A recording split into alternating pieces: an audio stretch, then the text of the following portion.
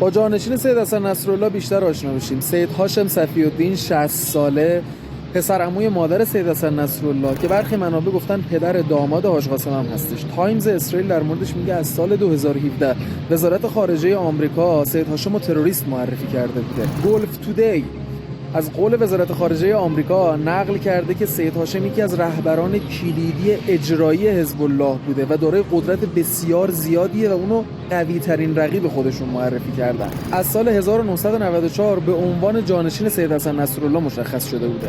محقق لبنانی دانشگاه کاردیف میگه بین مردم محتمل ترین گزینه برای جانشینی سید حسن نصرالله از قدیم سید هاشم بوده. المانیتور هم گفته هر موقع یکی از رهبران ما به شهادت میرسه، رهبر بعدی با عزم و قدرت بیشتر پرچمو به دست میگیره و راهش رو ادامه میده.